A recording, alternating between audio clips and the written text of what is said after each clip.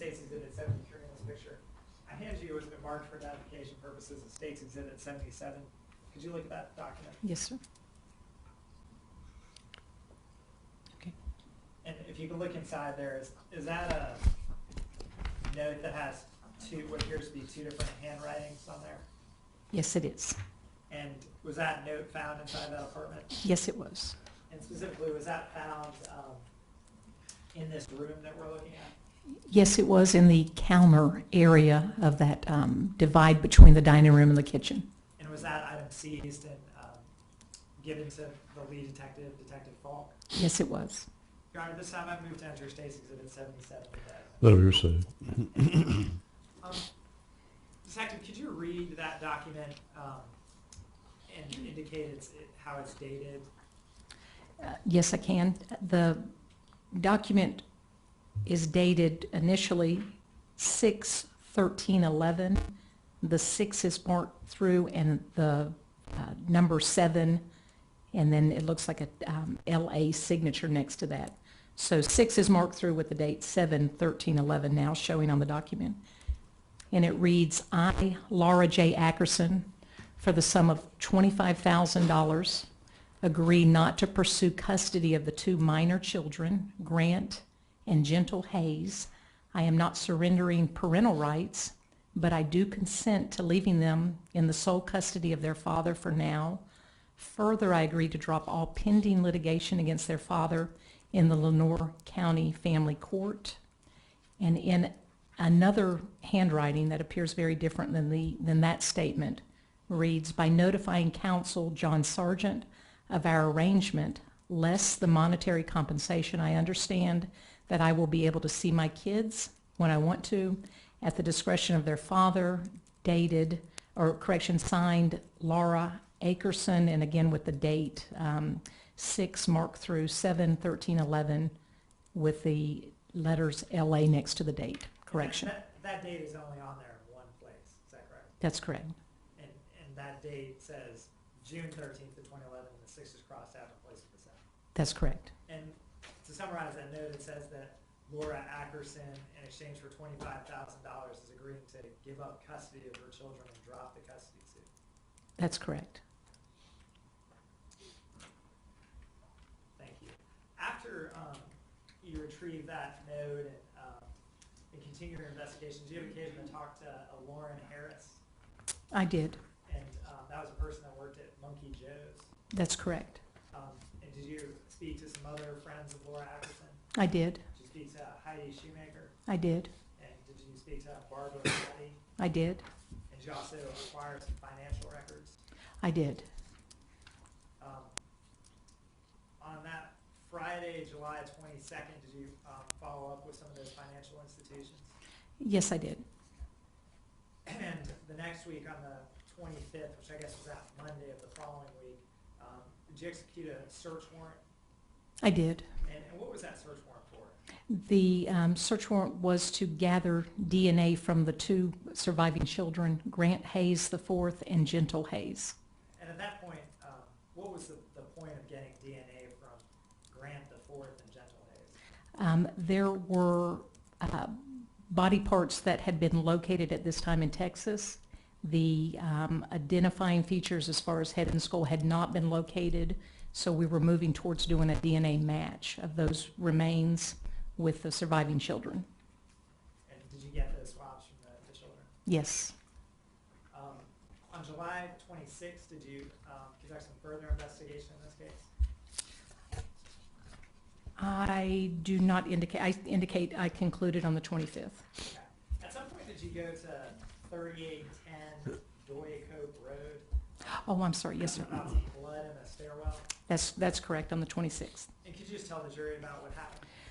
We had received a call that there was blood located in a stairwell of an apartment complex close to the crime scene location, and we conducted an investigation of that blood to determine what the source of it was and if it was related or not related to the investigation we were pursuing. And what did you find out about that blood trail? There was an individual at that location who lived there, who had cut his hand several days prior, and he was in a bottom floor apartment. He had cut his hand in his car on the upper level, and it bled and dropped blood from the upper location to the bottom apartment location. And that blood trail was consistent with his statement and with other witnesses' statements. Okay. And did CCBI come out to take pictures of that? They did. And ultimately, after getting his statements, did you make a conclusion of whether that was relevant at all to this case? Yes. And what was that? That it did not appear to be related to the death of Laura Ackerson. But do you still go out and document and make sure the pictures are taken? Yes. And why is that? Just for complete thorough follow-up, we did blood sampling. We also got a consent of the blood source so we can do an analysis if needed to be done.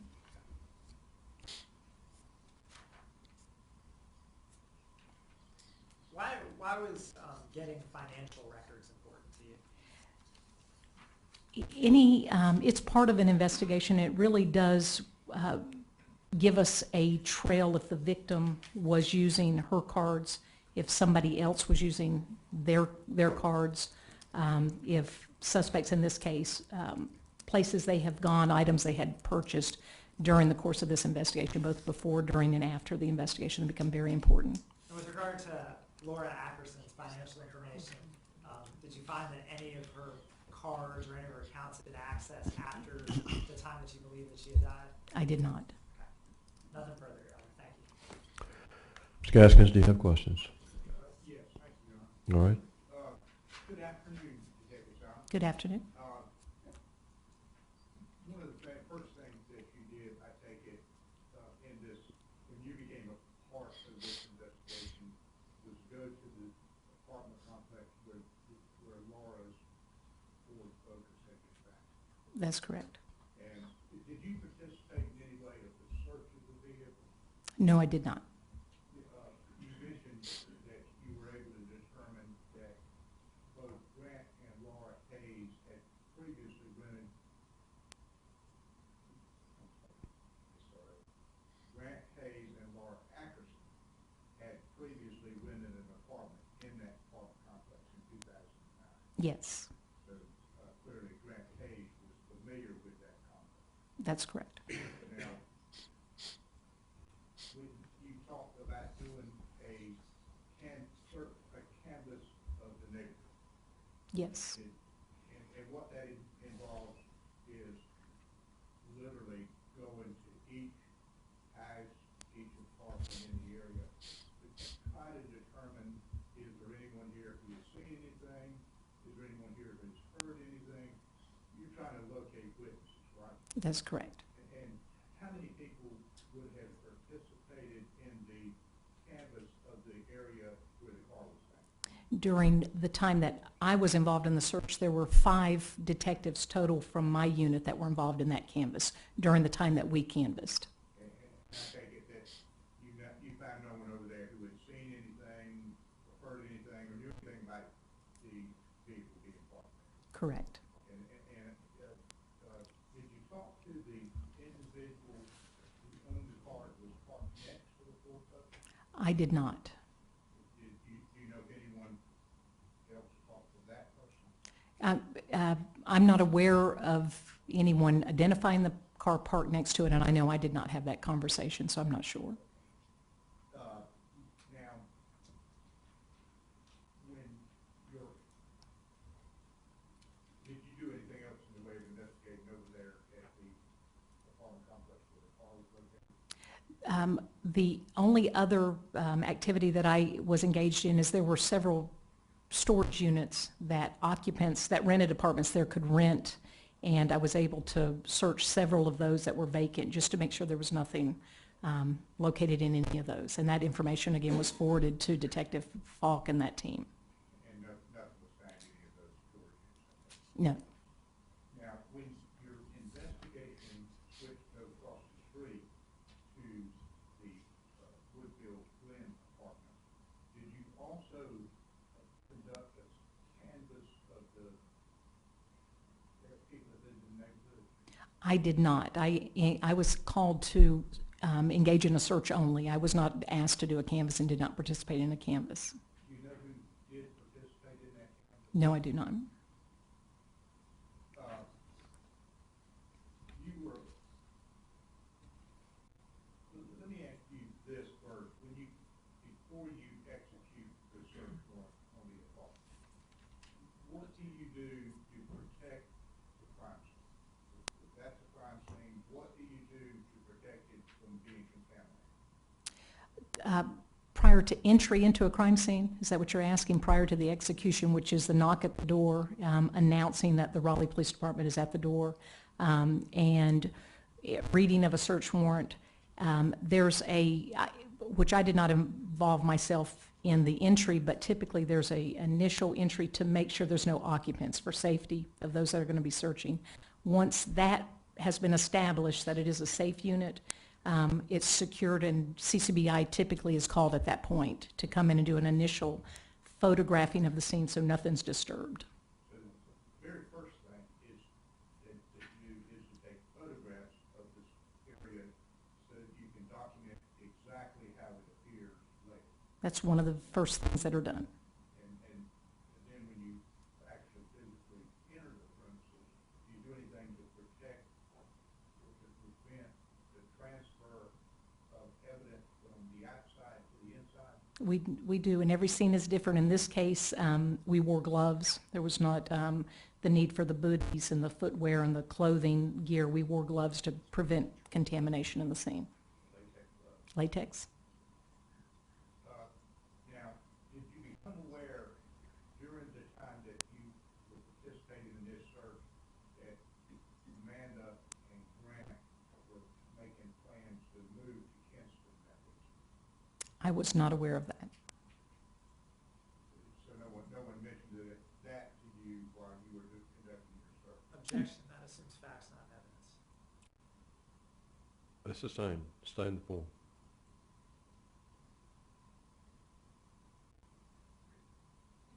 I believe in one of the photographs that you showed the jury that there was a big box that was packaged in some way in the closet near the front door. Do you recall that? A large box, it did appear that there were movement in the apartment as if things were boxed, at least in that front room area, things had been moved. But box, I'm not, at this point, I'm not recalling a specific box. Yeah, I think the number was 72. Do you have those in front of you? I do, and 72 is going to be, oops, I'm sorry, 72 is that front entrance with the bleach stain, and there is something of cardboard in the front of that room. That could be a box. I'm not positive at this point.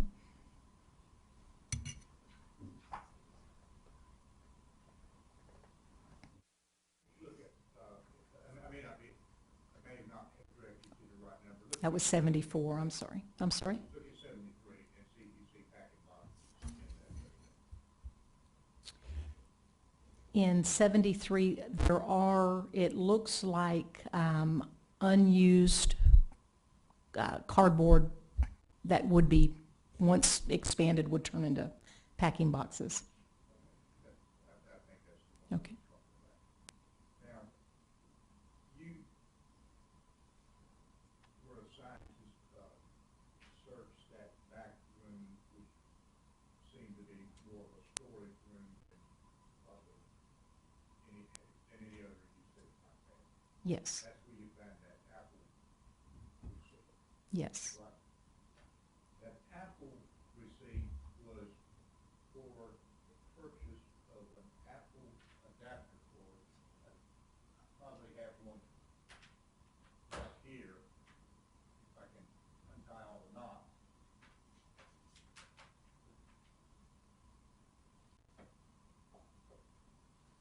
Is this what Grant purchased? I don't know what the purchase was, but it appeared to be an adapter cord for an Apple Mac computer. That's what the receipt showed. Yes, sir. Now, were you aware that Grant had posted an Apple MacBook Pro on Craigslist for sale sometime prior to this I was not aware of that.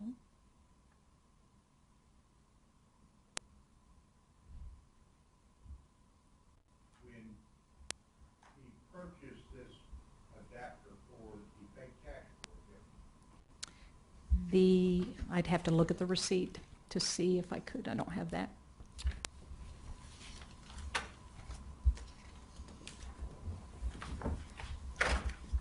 And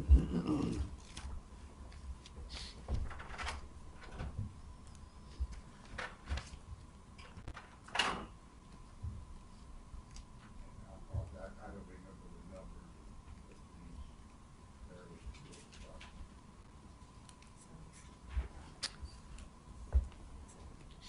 It does indicate cash on the receipt for $84.33. are you also aware that Grant actually did possess a credit card? I was not aware of that at this time. Did you see other receipts later where he purchased other items and used the credit card? I did not. Did you see receipts that were discovered later where he once again used cash? I did not.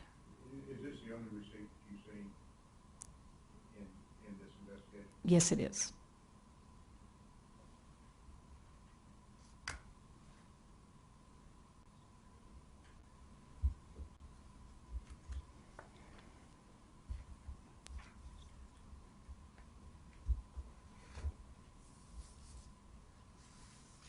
At the,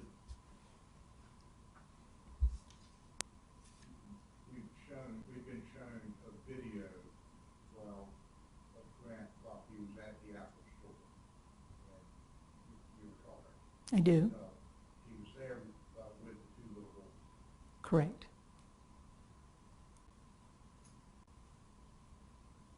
Was it significant to you how calm Grant was? Yes.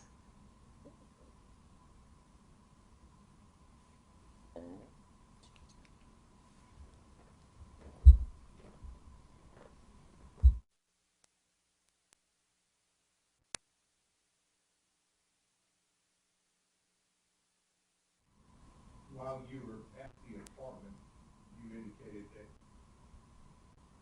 there was located that agreement that had been handwritten in two different handwritings. That's correct. Did you find that yourself? I did not. Was it pointed out to you by one of the other officers? Yes, it was.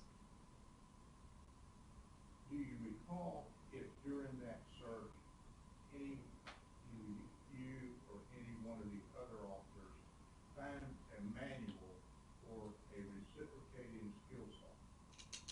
I do not recall a manual being found. Your Honor, I'd object to this time and move to strike that the information that's contained in Mr. Gasson's questions isn't evidence for the jury at this point. Overruled.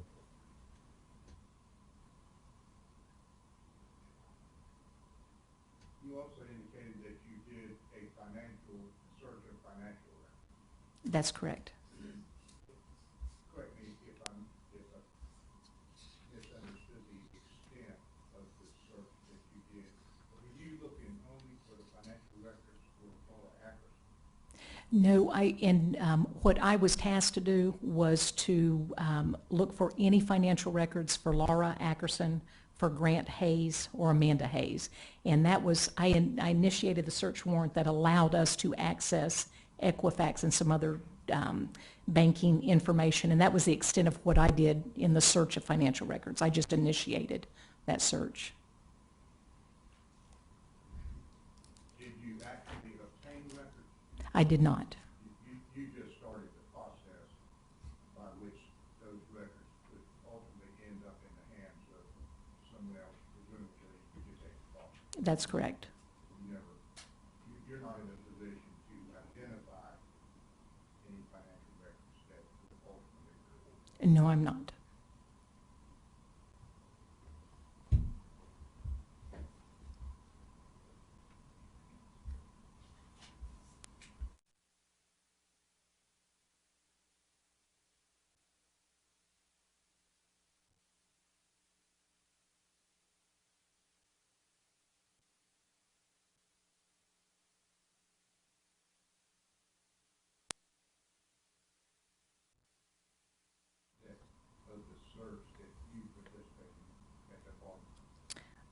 7/20/11. Were you aware that the Raleigh Police Department went back to the apartment on 2 separate occasions after you were there and conducted further searches? Yes, I was. Were you aware that a manual for a reciprocating skill saw was found in the apartment on the 3rd search? I'm not aware of a manual being found at all. Yeah. You're welcome. Okay. Anything else? Briefly, Detective Salmon, you're asked about how calm Grant's demeanor was in that Apple Store video. Did you ever have an opportunity to look at Amanda's demeanor on July 14th? I did not. Did you attempt to see if there were any security cameras around those apartment complexes? Yes, at the, that was inquired at the office, and as far as I know that where the vehicle was located, there was no security cameras. At least I'm not aware of any being located. Okay, and so y'all were never able to recover any video from that apartment complex or the apartment complex where Amanda and Grant lived? No. Were you aware of if there was a canvas? You mentioned you were involved in the canvas of that northern apartment complex, the Camden Crest one. The one where Amanda and Grant were the place where Amanda and Grant were living, that Woodfield Glen Apartments. Do you know if that was canvassed as well? I'm almost positive it would have been canvassed. I was not involved in the canvass, so I can't identify who would have done that. But it would have been an impossibility that it would not have been canvassed. So you're involved in just that one part of the canvass, but all you homicide detectives will work together to funnel information to Detective Falk. That's correct. Okay, thank you. Nothing further. All right, thank you, officer. Thank you. You may stand down and call your next witness. They call Lauren Harris. Okay, First, sure.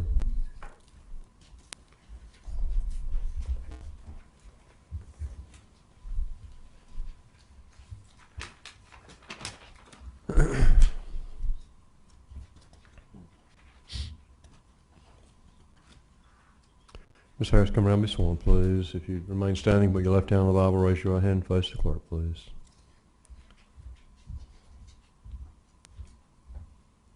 The Bible should be right over there. Right. Put your left hand on it, raise your right hand, please.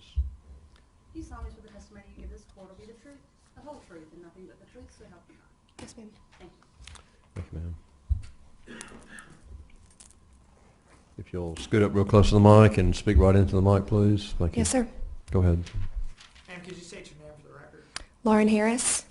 And did you know the victim in this case, Laura Ackerson? Yes, sir. And did you also know Grant Hayes? Yes, sir. And how did you come to meet Grant and Laura?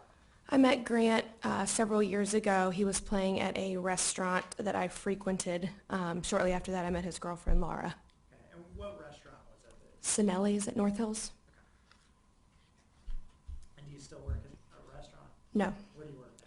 I work for a wine distributor. Going back to when you knew... Wine. Yes, ma'am. Going back to when you knew Grant and Laura and they were in a relationship, do you remember what year that was? I can't recall right offhand, no, sir. Okay. Now back then, at some point, did you become aware that Laura was pregnant? Yes. Okay. And then, did you ever see them with the baby? Yes. Okay, and that was little Grant, Mm-hmm. Grant before. Yes. At some point, did you become aware that Laura was pregnant with another child? Yes. Okay. Gentle. And then, did you continue to have a friend relationship with Laura and Grant? For a couple years, they kind of went their separate ways, and I did the same. Then we reconnected several years ago when Grant and Jenna were both older. Okay, and how did you reconnect with? At the time, I was the general manager of a kids' place called Monkey Joe's, and Grant used to bring the boys up there. And so, was there a time between when you knew Grant and Laura together and the time that you, I guess, re-met Grant when he came to Monkey Joe's? Yes, And do you recall how long that was in between those two time periods? couple years. Do you recall where you first ran back into Grant or Laura? It wasn't Laura. I ran back into Grant, and I cannot remember exactly. It was somewhere, probably downtown, seeing him perform. And at that time, Grant performed and sang and played the guitar Yes. different bars. Yes. At that point, did you tell him that you were working at Monkey Joe's? Yes. And could you describe for the jury what Monkey Joe's is? It is a big warehouse of inflatable bounce houses. And what were your responsibilities at Monkey Joe's then? I was the general manager, so I wrote the schedule and maintained the safety of all the different bounce houses. I also hired and fired and ran kind of the whole show. And back then, would Grant and the children come by Monkey Joe's? Yes. And did you charge him for coming into Monkey Joe's? Never. Okay. And was that because you were friends? Yeah, because he was a friend of mine. Did you ever see Laura come to Monkey Joe's? I think she came one time, maybe twice. Did you ever see Amanda Hayes? One time. Okay. And when Grant and, would you see Grant and Laura at Monkey Joe's? If Laura was ever there, Grant was there also. Okay. And when you saw them there, were they arguing with each other? Not necessarily. How often would Grant bring the children to Monkey Joe's? Pretty much every day I worked, at least 3 or 4 days a week. And would Amanda ever bring the children to Monkey Joe's? Not alone, no sir. Back, I guess, as the summer of 2011 started, would Grant still be bringing the children to Monkey Joe's? Yes sir. At some point, I guess in the spring or summer of 2011, did Grant leave town? Yeah, Grant left to go to Hawaii. I believe it was the end of May, maybe middle to end of May. Do you know why he went to Hawaii? From my understanding, he was going to look for work. And was that, when you say work, like gigs? Yeah, gigs to play. Hmm. And how is it that you knew he went to Hawaii? Well, my now fiance was living there at the time, and he stayed with him. Do you recall him coming back to North Carolina from Hawaii and seeing him again? Yes. And around that time, were you aware of whether his wife, Amanda Hayes, was pregnant? Yeah, she was very pregnant, yeah. Okay. And at some point, did you learn that she had the baby? Yes. And when was that? Beginning of June, Would you talk to Grant on the phone? often. And what types of things would you talk about? Really just about the kids. He would call and find out what time I was coming in the next day and what time he could bring them, or if he, somebody did something cute, he would text me a picture. Okay, so Grant would text you pictures of the children or Mhm. videos as well? Yep. Do you recall what your phone number was back then? I do. And what was that? 919-889-5404. Now, at some point when you're texting and communicating with Grant during, I guess, the months that lead up to July, were you aware that his phone number changed? Yeah, he started calling and texting from a different number, which he told me was Amanda's phone. Okay. And do you remember what that phone number was? I don't know, sir. Now, at some point, did you become aware that Laura Ackerson disappeared? Yes. At some point during that week, did Grant bring the children to Monkey Joe's?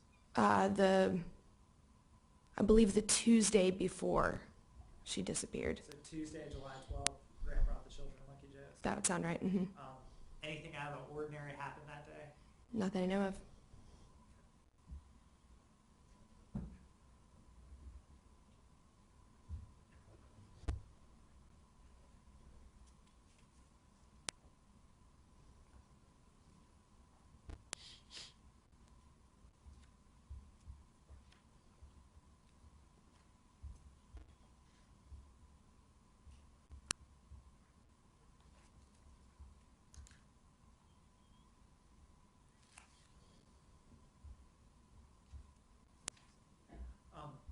On that Tuesday, did he contact you later that night?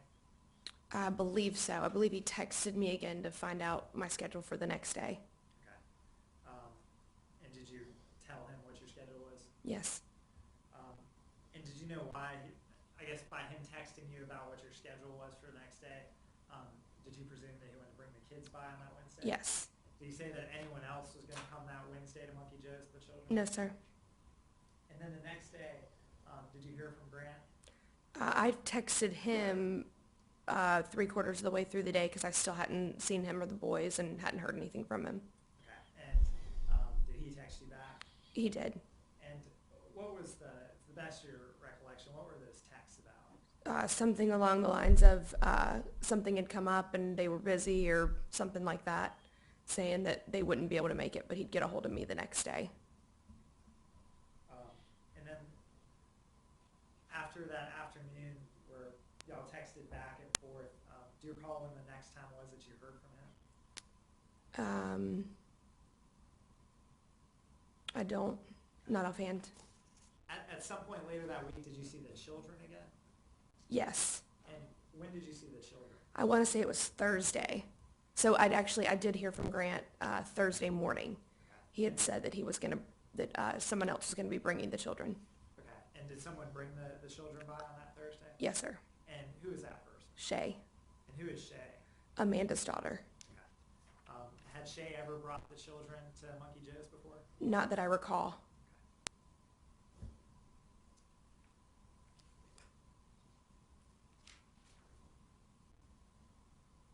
Do you remember how long Shay was there that day? A couple of hours. And at some point, did she leave there? She left to go get the boys something else to eat, so they didn't have to eat the junk food. From what she told me, she was going to go to Linwood, which is a restaurant down the street, and then she was going to come back with the boys. And at some point that afternoon, did she leave? Yes. And do you recall, was that the afternoon of July 14th of 2011? Yes, sir. Do you remember what time it was? Right around lunchtime, probably between 12 and 1, What time does Monkey Joe's close? 7 o'clock.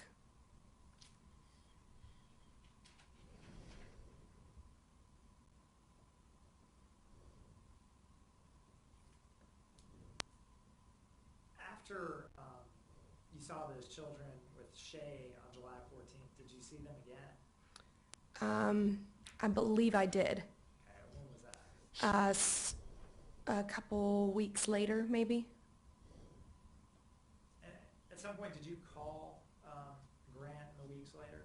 I did. And what did he say to you? I talked to him maybe a week later, and he said that him and Amanda and the boys were in Kinston at his parents' house, and they were getting ready to go to a church for a candlelight vigil for Laura, because at that point she was missing still.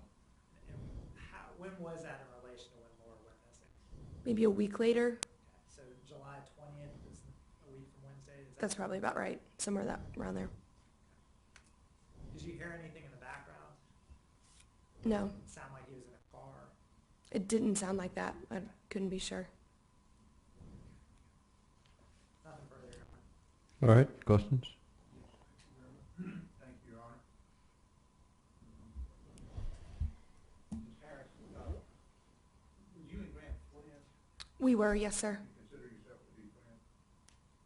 Did you ever talk to Grant about his relationship with Laura? Yes, sir. Tell me about that. When we reconnected, when the boys would be playing at Monkey Joe's, we would talk, and he talked about just the difficulty, their custody struggle, and keeping the boys and letting Laura have the boys, just the normal, single parent stuff. He basically talked about custody. Yes. Issues, visitation issues, things of that nature. Yes, sir. You mentioned that Amanda was very much pregnant in early July of 2011. Yes, sir. That Grant had left to go to Hawaii just before the baby was born. Yes, sir. Do you know how long he stayed in Hawaii? I can't be certain. I think it was around a week, maybe 10 days, but I don't remember. Was your understanding that Amanda was back at the apartment looking after little Grant in general and the baby while Grant was in Hawaii? Yes.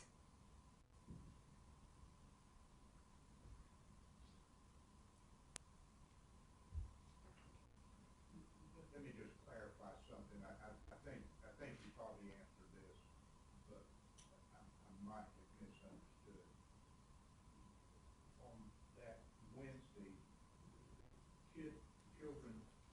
been at Lucky Joe's on Tuesday, July the 12th with Grant.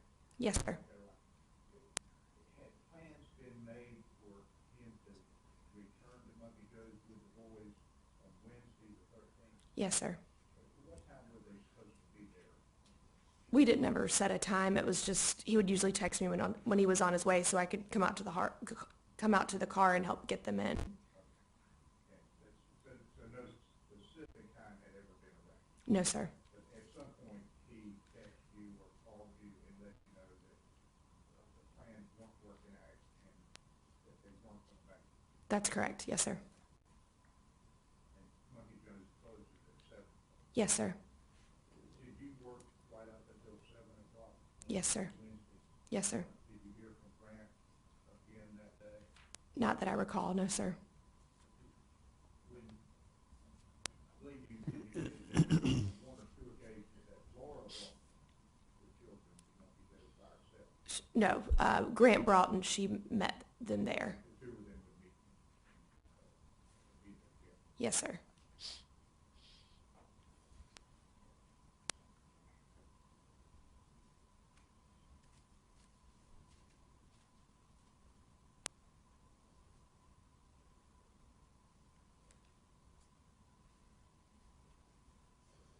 You indicated you had met Amanda only one time.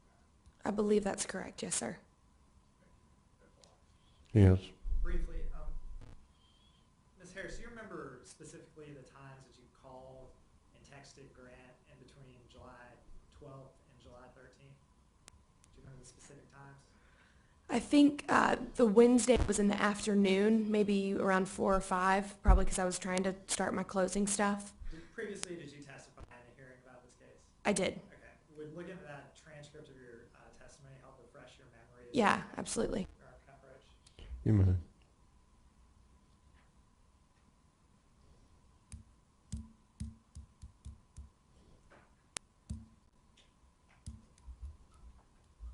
Harris, I hand you what's been marked for identification purposes. It states Exhibit 550.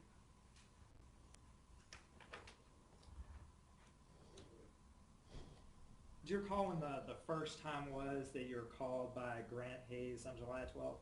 It looks like 11:59 a.m.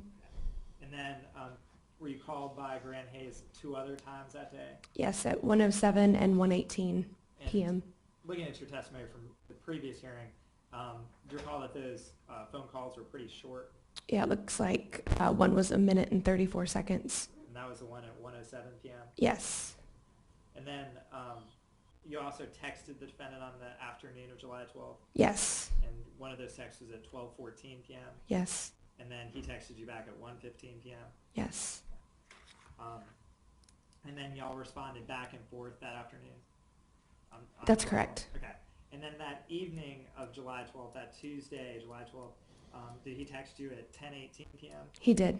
And then did you respond at 10:21 p.m.? I did. And then he responded back to you, and you responded back to him at 10:25 p.m.? That's correct. And do you recall what was the nature of that exchange of text that Tuesday evening? How are the boys? Are they coming tomorrow? What time do you think you guys are going to stop by? Okay. And so he had mentioned the boys coming by Monkey Joe's that next day of July 13th. That's correct. And then the next day, did you text him at 4:13 p.m.? Yes, sir. And why was that? Probably to say you guys haven't come yet. Okay. I was wondering where you were. And then did he respond to you back at 4:17 p.m.? Yes. And then did you respond to that at 4:19? Yes. And what was if you remember, what was the circumstances around those texts back and forth? Me texting to see if he was coming and him texting back saying something had come up or they weren't able to come. Okay. And do you recall what number it was that he called and texted you from? It looks like area code 917-744-7651. Thank you. Yes. All right. Thank you, ma'am. Thank you. This witness is excused. Call your next witness. Thank you. At this time, the state will call Heidi Schumacher. Okay.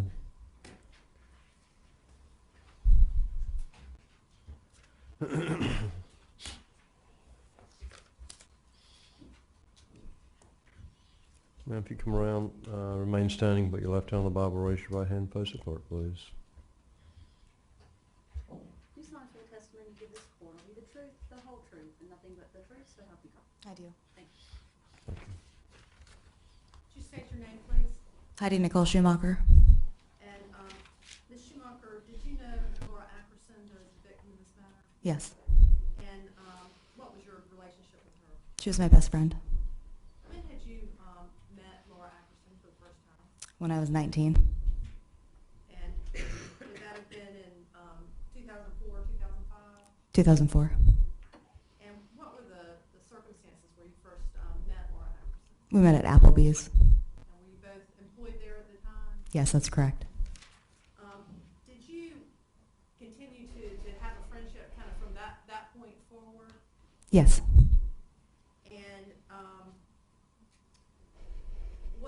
were there periods of time in your friendship where, kind of you were living in different areas? Yes. And did you continue to maintain contact with her during those times as well? Yes, we did. Do you, recall an incident on April the 30th of 2007 when you had some contact with Laura on that day? Yes. And how do you specifically remember that day? That was the day I met Grant Hayes. And was that also Laura Ackerson's birthday? Yes, it was. And on that date in April the 30th of 2007, can you describe where you were and the contact that you had with Laura on that day? We met at Sinelli's off Celebration in Six Forks, and she said she had a surprise for me. So I hadn't seen her in a while because I had been out of town training for a different job, and this was the first time I'd seen her in like 6 or 8 weeks. So we met there because it was her birthday. I brought her birthday present, and she said, "Hey, surprise, I got married." And I was like, "Oh, okay. Congratulations." And so we hugged in the parking lot, and I gave her a gift, and then she introduced me to Grant Hayes.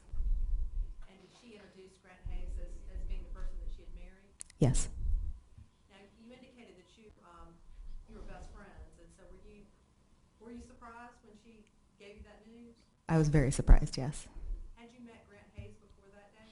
No, I had seen him. I didn't know I had seen him, though. And what do you mean by that? We had gone to the Blue Martini before I had left for my training in Chicago, and he had happened to be playing at that time at the Blue Martini. I did not know that he was playing or that it was him or anything like that until later. So was that information that Laura told you later, hey, Yes, that's you have correct. seen him before? Yes.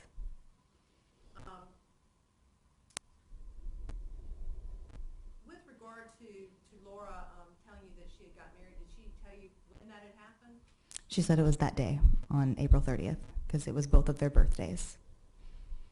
When we say both, being Grant Hayes' birthday as well? Yes, that's correct. Did she indicate to you where that marriage had taken place? She informed me it was at the Raleigh Justice of the Peace.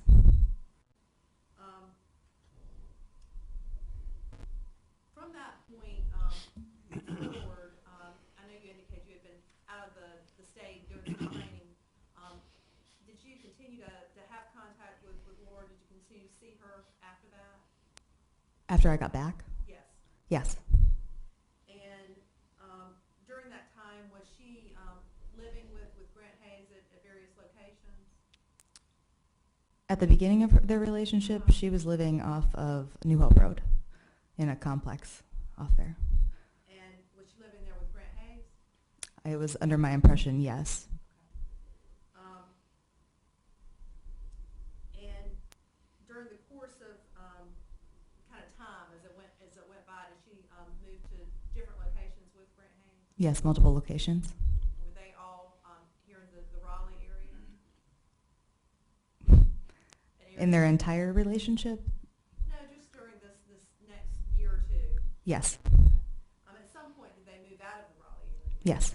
And what do you know about that? I know they moved to the Virgin Islands separately, and also to Kinston. Other than that, it was my understanding they were in the Raleigh area the rest of the time until Grant moved to New York. Now, you indicated that they moved to the Virgin Islands separately. What do you mean by that? Grant went down before she did. And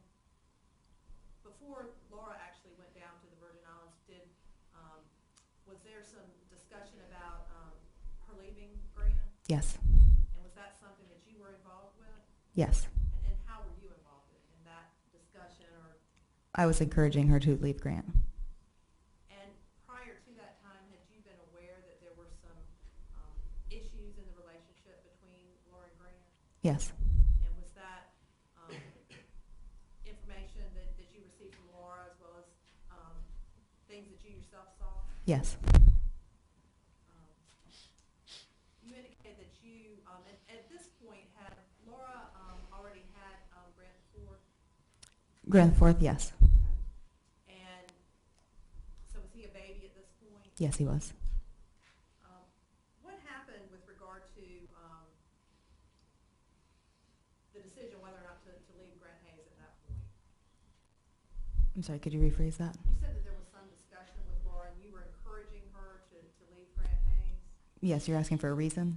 No, I'm asking what happened about that? Did she in fact leave him at that point? She was staying with my family in Wake Forest when he went to the Virgin Islands, and we had talked about her going to Michigan to stay with her dad, and we had actually gone so far as to make a plan. We were going to stay at my grandparents' house overnight, and we were going to go up there, but then Laura started to feel sick, and it had gone on for a couple of days that she'd been staying, so we went to Planned Parenthood, and she found out she was pregnant, 12 weeks, with Gentle. So initially the plan had been for her to go and relocate to the Michigan area? Yes, that's correct. And you had already made plans with her about kind of that trip and making that happen? Yes, that's correct. How did her finding out that she was pregnant, and this would be with Gentle, Yes. how did that change anything? She decided that she wanted to tell Grant about it and maybe give it another shot because they were having another child. And was it shortly after that she left for the Virgin Islands? Yes. Do you know how long she was in the Virgin Islands? I feel like it was about 8 months, somewhere around there. And at some point, did you become aware that she was moving back to the United States? Or Yes. back to North Carolina? Where did she move back to? They moved back to Kinston with his parents, or the rental house across the street or next door. I'm not sure. I never actually went there. So they moved back to the Kinston area. Was it your understanding that Grant also moved back with Laura at that time? Yes, it was my understanding they were living there together.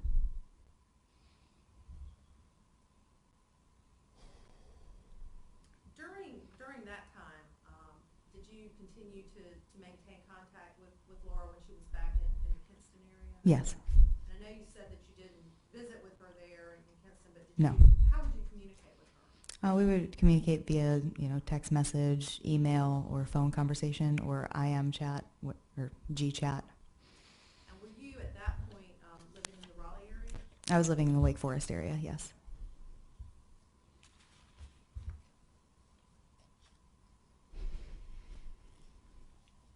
At some point, did you become aware that Grant had left the Kinston area? Yes. And how did you come to that information? Laura said that he was going to New York to get a record contract. And did she remain in the Kinston area? Yes, she still lived there. She came up and stayed with me for a little bit, but she was still living there, working for his mom. I believe you mentioned earlier that his mother or his parents had a daycare center? Yes, that's correct. And did Laura work there in the daycare center? Yes, that's correct. You also mentioned, I believe, that there was a rental house that his parents owned. Yes, that they rented. And where was that located in relation to the daycare center? It was either right across the street or next door. At some point, did you become aware that Laura moved from Grant's parents' rental house to another apartment in the Kinston area? That was later on. Okay. What happened during the time that Laura was living there in the rental house that his parents owned? Would you be more specific? Did both of the children live there with her in the rental Yes. house? Okay. Did there come a time when you became aware that Grant, the fourth, the child, had gone to New York? Yes. And what did you know about that situation? That was around the time Laura was thinking about leaving Grant for a second time. And Grant had said, oh, I'm going to just come down and take little Grant for 3 days. He's got a diaper advertisement shoot, and he'll be back in 3 days.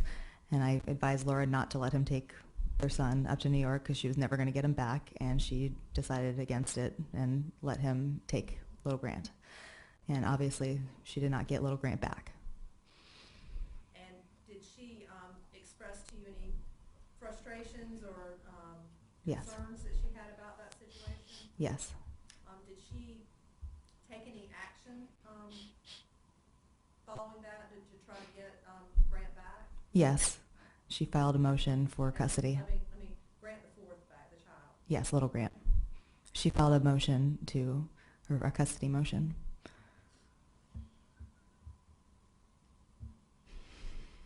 And was that filed in Lenore County where she was living? Yes, in Kinston area.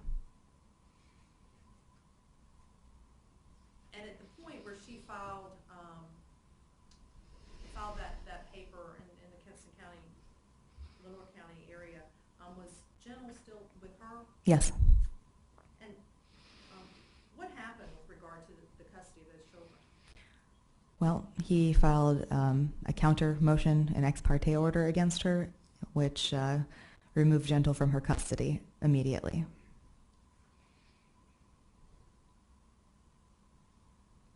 And what happened after that? Laura decided to fight for her children because she loved them. Did you have a discussion with her about that? I did. And what did you tell her? I told her she'd have to choose right now if she wanted to fight for the rest of her life, because that's what she would be doing. This wasn't going to be easy. And she was just going to have to choose. Do you want to be a lioness or a lamb? And she said, I'm going to be a lioness, and I'm going to fight every day for my kids. And she did.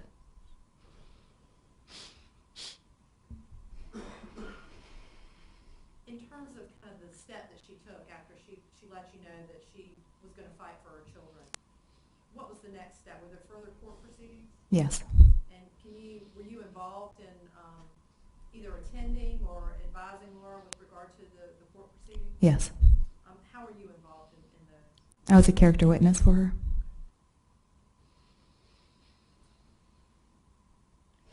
And were you aware that there was an arrangement worked out whereby Laura would have the children on the weekends and Grant would have the children during the week? Yes, it was my understanding it was a temporary arrangement. And at that time, where was Grant living? Raleigh. Did you know that he had gotten married? Yes, by then I did. And how did you find out about that? A picture that he had sent Laura via email of him and Amanda and little Grant in Vegas getting married. And did that transpire during the time that he was still living in New York? Yes, before the ex parte order had been filed.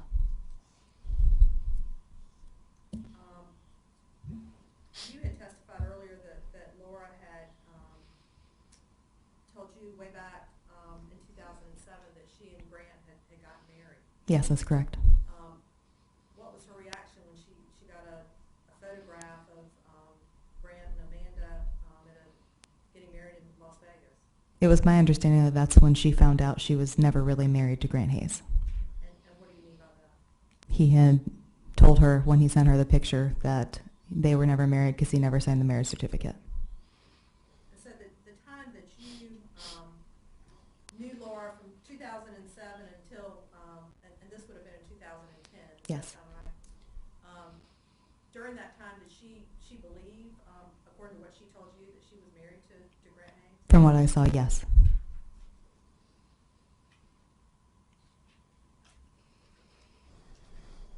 You indicated that Grant had moved to Raleigh after he married Amanda. Is that right? Yes, that's correct. And I asked you about the proceeding. Did you actually attend the court hearing where it was established about Laura having the boys on the weekend and Grant having them during the week? Yes, it was a mediation.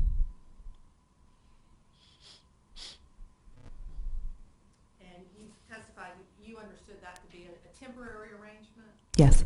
And ongoing after that? Yes, that's correct. August 15th, the 2011. And what was the significance of that date?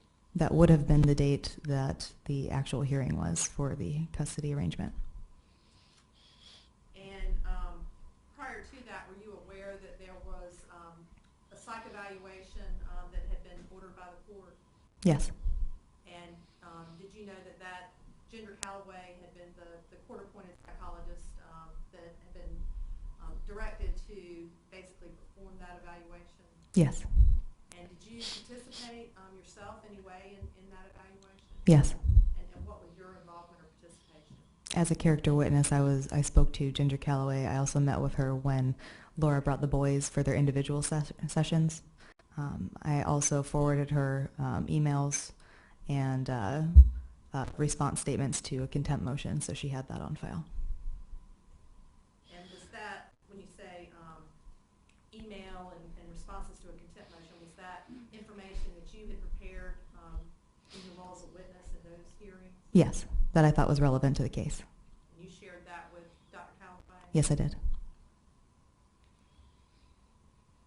Did that process, that being the evaluation, did that take some period of time to actually complete? Yes, a month. And were you aware when the evaluation was completed and the results had been sent? I was notified by Laura that she had received the results. I never actually saw the results, though. Okay. And what was Laura's reaction when she received the results? She was excited. She was happy about the results. And did she tell you why? No, just that she thought she was either going to get full custody or at least split custody. And do you recall how long before her death that she received those results? Honestly, I can't recall the exact, I would say maybe a month, or possibly 2 months. It was close to the time of her death, yes.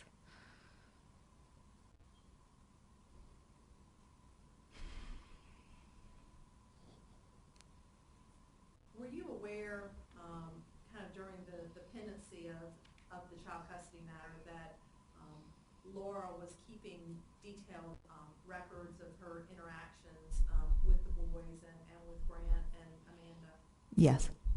And what did you know about that? That started in 2010 when the custody battle originally began. And what did you know about the documentation or the notes that she was keeping? I advised her to I advised her to go get a tape recorder and record everything that that happened between she and Grant and the boys, just to make sure that she had some kind of record. I advised her to go ahead and keep a logbook of everything, just from her daily time with the boys to, what they ate or sleep patterns, if anything eventful happened, when she talked to Grant, or anything related to the case. Why did you tell her to do that? Because I was in my master's program for criminal justice and I thought it was a good idea. And to your knowledge, did she do those things? Yes.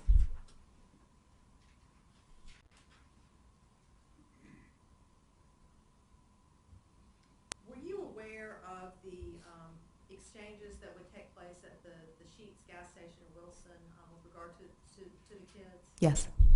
Did you yourself ever go with Laura for any of those exchanges? Not to the Sheetz gas station, no. Was there any other locations where those exchanges would take place? The first exchange was at the actual courthouse in Kinston after the mediation. And you were present at that? Yes, that's correct. Did you have an opportunity to be around Laura and Grant in general? Yes.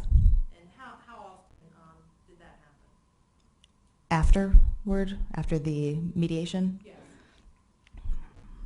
I was around them maybe twice or 3 times after that day.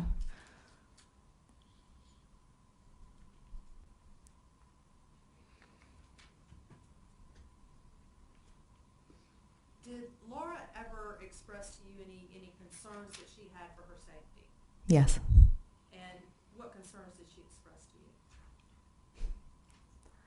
you? In 2 months or so before her death, she called me and she was a little bit upset. And she said, Heidi, just if anything happens to me, if I commit suicide, if I go missing, if I get into a car accident, know that Grant did it.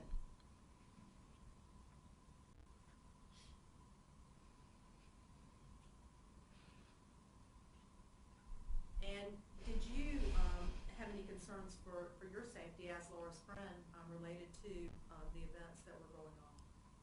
Years prior to that, yes. Laura and I had both been threatened by Grant.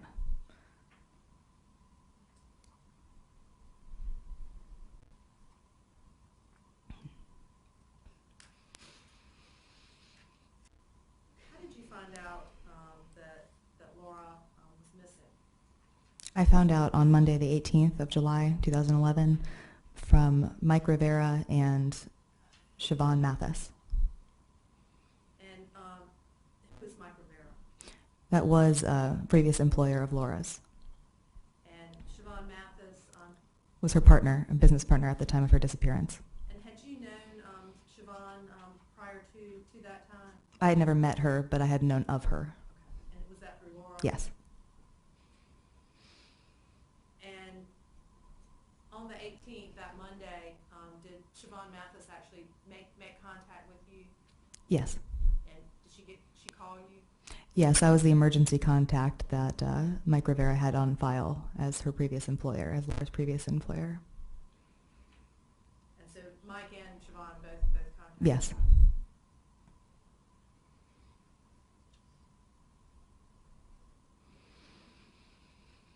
You had indicated that Laura, you had advised Laura to take some precautions in terms of recording interactions with the recorder and actually taking notes and keeping a log or a journal. Yes, that's correct.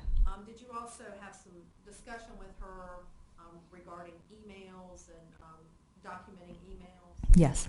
Can you describe that for the jury? The emails, we had set up secret email addresses because she had suspected that Grant had hacked into her email address, and she didn't want that to happen. She didn't want these emails that he was sending her, these either bad-mouthing emails or just any emails that might pertain to the case, deleted from her email address. So she would forward them to me in groups that she just put everything together and would forward them to me, and I would forward them then to a separate account so that he couldn't get into that. And once you had received word from Mike and Siobhan that Laura was missing, what steps did you take at that point? Immediately following, I was in shock. I dropped to my knees and began bawling, and then I sat basically in the same spot for 12 hours because I knew that she was dead. And after that, I went down to Wilson, to the gas station they met at, just to see if there might be any documentation that they had met there on Friday like they were supposed to. And the manager had told me, I did not actually view the footage, but the manager told me that only the male and the two boys had shown up there on that Friday. And I then took that information, passed that along, but I also went down to Kinston and met with the detective Courtney in Kinston that day after I found out, which would be the 19th, Tuesday, and informed him that I believed that Laura had been murdered. And I passed on any information I deemed relevant at the time, including some emails. And did you also speak with Raleigh detectives with regard to any information that you had to pass on? Yes, that was after my Kinston trip. I came back into Raleigh and interviewed with Detective Falk. And you were aware at that point that the investigation had been turned over to the Raleigh Police Department? Yes, that's correct. Did you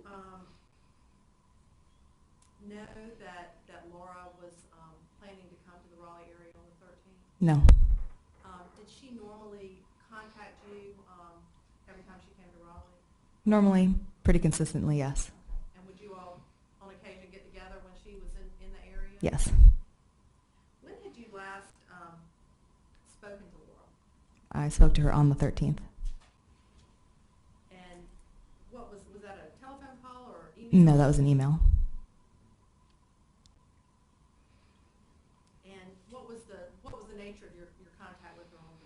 She was just checking to make sure I was going to be there on the 15th of August for court at 9 a.m.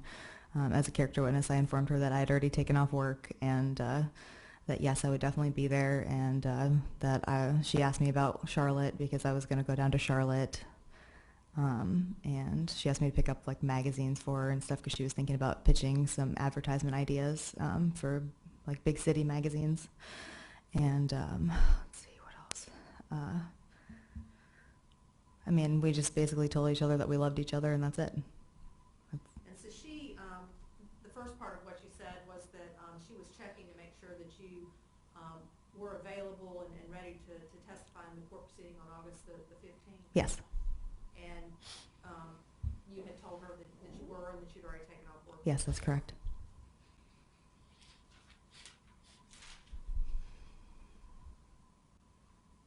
Your Honor, may I approach the witness? You may.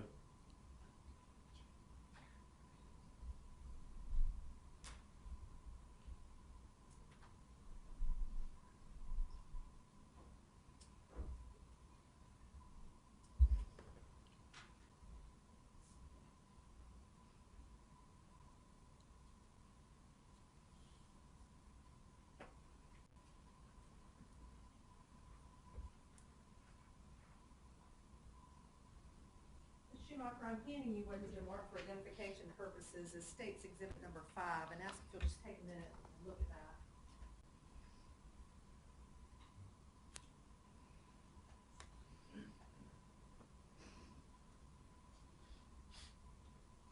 Do you recognize State's Exhibit 5? Yes. And what is State's Exhibit Number 5? It's a set of emails from Laura and I, or between us. And does that reflect kind of a thread or a kind of a continuing conversation over several days? Yes. And you recognize that to be, when did that conversation begin? It began on July 10th, 2011 at 11:56 p.m. And when did it end? Wednesday, July 13th, 2011 at 1:27 a.m. And does that appear to be exactly as you recall the conversation between you and Laura beginning on July the 10th and ending on July the 13th of Yes. 2011? That's correct. At this time, the state would move to introduce into evidence State's Exhibit Number 5. That'll be received.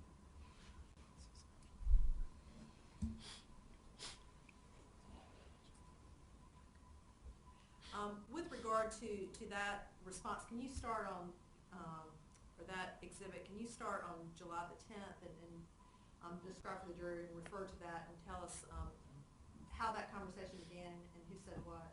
Would you like me to read it? Yes, please. This was to me from Laura. Hey lady, just wanted to make sure I got this to you in enough time. I may have already told you, I can't remember. Next court date is August 15th at 9 a.m. I definitely need you. Love you, lady. Laura Ackerson. And then her phone number. And then the next one is my response back to her. I already took off for it, lady, so I will be there. I love you, chick. The following one was back from Laura to me. Awesome. Love you too. I'm so ready.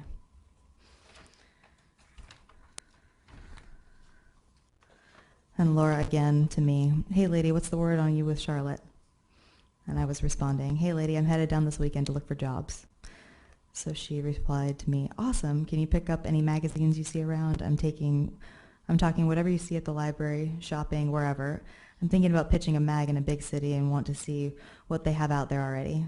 Checking websites can only go so far. I'm so happy for you. Can't wait till August. Dude, it's just pure frustration. Wondering, do you think I should call in his ex-wife? I need to round up a few witnesses.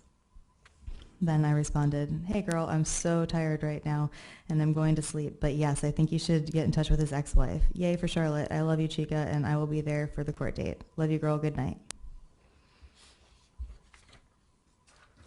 And as you indicate, that final, your final response to Laura was at 1:27 in the morning? Yes, that's correct, on the 13th of July. And is that the last contact you ever had with Laura? Yes. You had testified earlier, Ms. Schumacher, that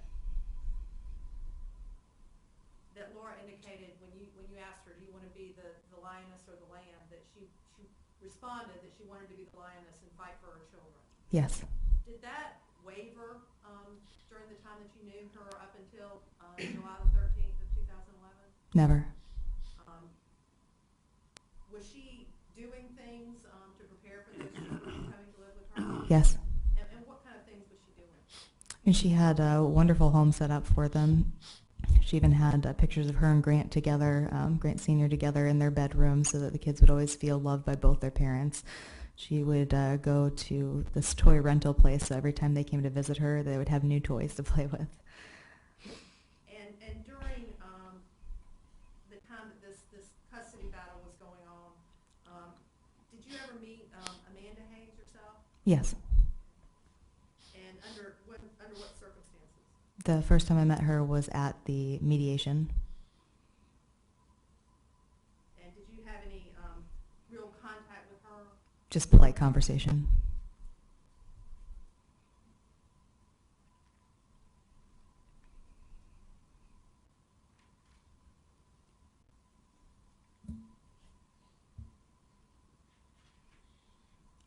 I may have just one more. All right.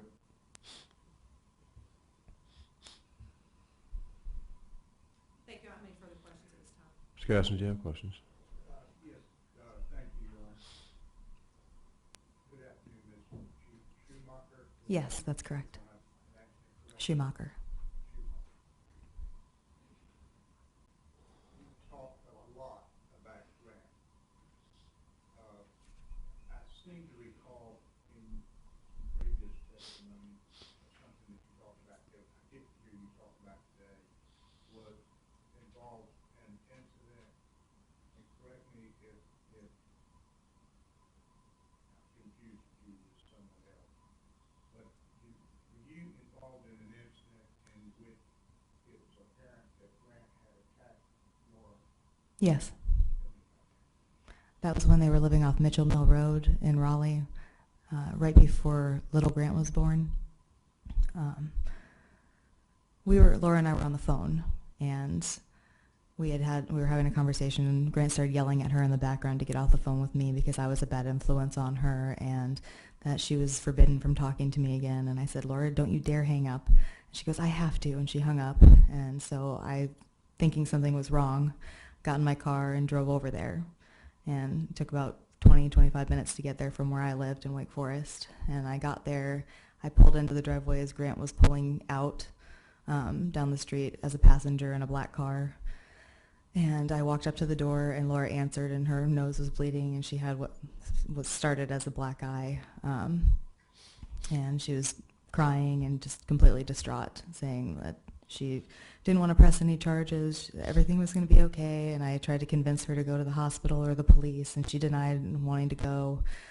And I stayed there for about an hour and a half, I guess, until she was calm. And I was trying to get her to go to the hospital at least, maybe even not the police, but at least to go get checked out, since she was very pregnant at the time. And she declined to go and get checked out, saying, oh, it's not going to happen again. We'll get through this. It'll be okay. Did I hear you also say that Grant had indicated that he didn't want you to be around her anymore? Yes, that's correct.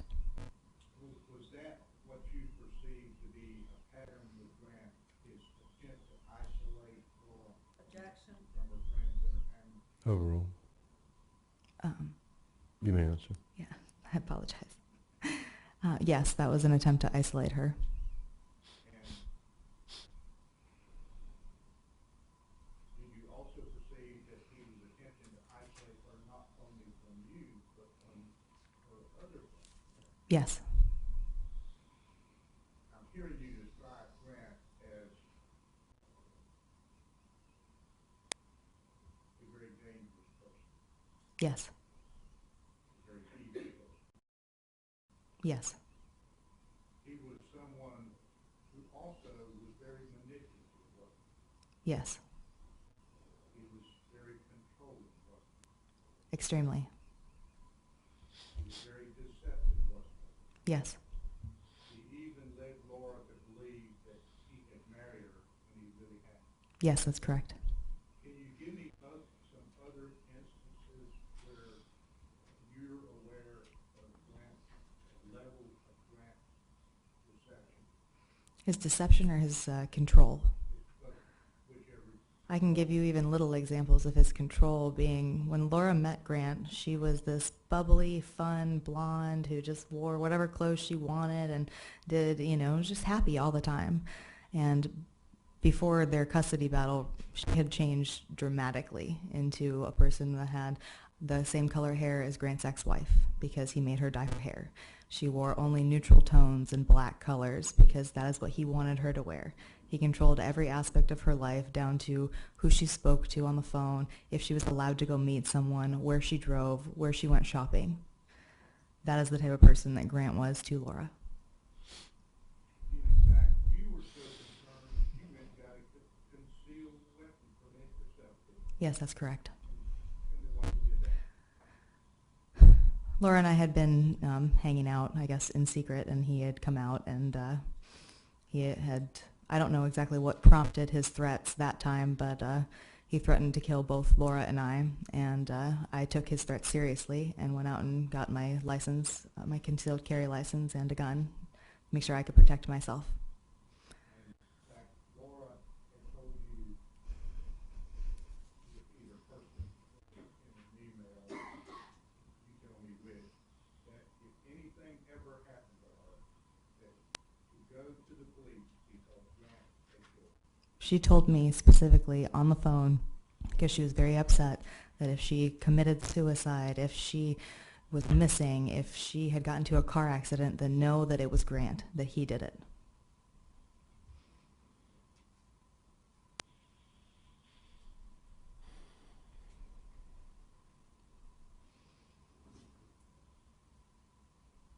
You were the one that suggested that she record every conversation that she had with you, That's correct. and that was because you didn't trust him, did you? Every word out of his mouth that I had ever heard was a lie.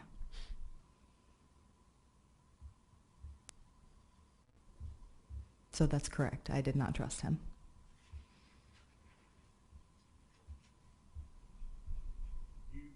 You were prepared to testify for Laura at the custody hearing. Yes. That was scheduled for August 15th. Yes. And you were aware that the child custody evaluation was being performed by Dr. Callaway. Yes, And you participated in that evaluation. I did. Did you help Laura to prepare the parenting history report? She did the parenting history report by herself. And did you review it? Yes, And would you recognize it if you were to see it now? probably. Approach witness? All right.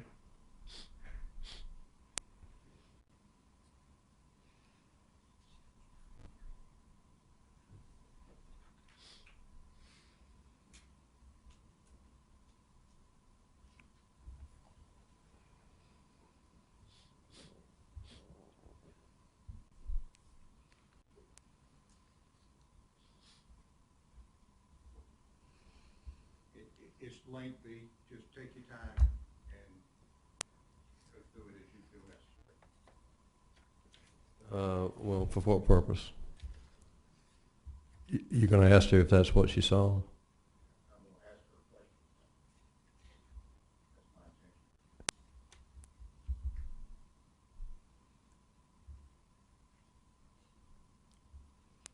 All right. Look at it, and we'll deal with what your questions are.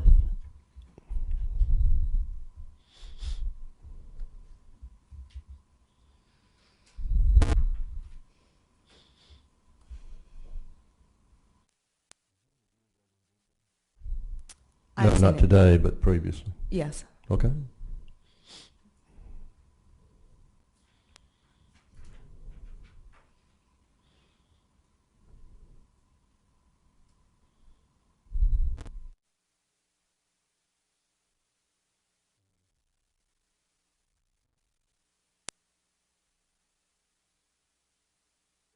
Exhibit, Defendant's Exhibit 24A, Okay. which is a copy of what you are looking at now. But it has highlighted portions in order that I can easily direct your Okay. attention to the parts that I want to talk to you. So,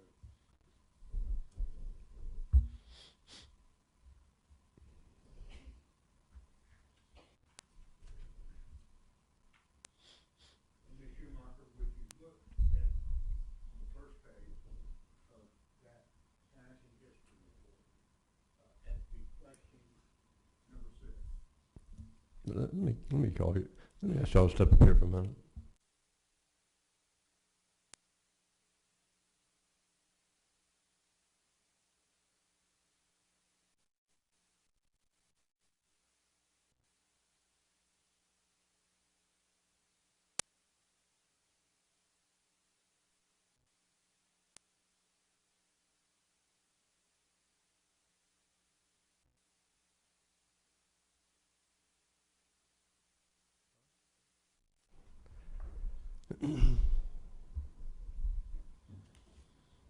All right, thank you. I'm sorry, go to your question. Question number 6. Yes. I'll read the question, you read the answer. Okay. Indicate any major adult-oriented concern. Threaten, Overall, threaten to mistreat me, emotionally mistreat me, sexually mistreat me, physically mistreat me, other, used alcohol to excess, used drugs to excess, use or create conflicts in an abusive way, have a long-term emotional or physical impairment, withhold contact or access to children. We'll go to page 2. And we're still on question 6. She wrote a great deal more in answering question number 6. If you will go to the first paragraph that I have highlighted and read it. Grant III had very harsh views on the value of women and sex. He used sex as a tool to punish and mold my behavior instead of as a way to show affection and love. If he continues to behave like this, I think it will cause chaos in any relationship he is in. Also, the belief system that Grant III holds regarding women will ultimately be passed on to Grant IV and Gentle. I think this will give them lowered self-esteem and chaos in their adult relationships. Grant III told me that he was molested as a child, that he has had sex with over 200 women. He also told me that he has had sex with his aunt.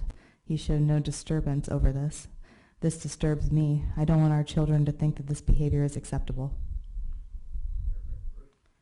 Grant III associates regularly with pimps, drug dealers, drug abusers, and murderers. He brings these people into his home regularly.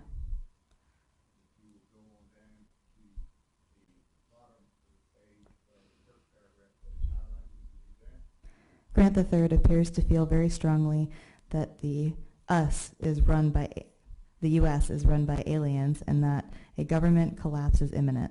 He apparently believes that there will be either a spaceship or an underground system of tunnels that will be reserved for only the very rich, famous, necessary individuals to live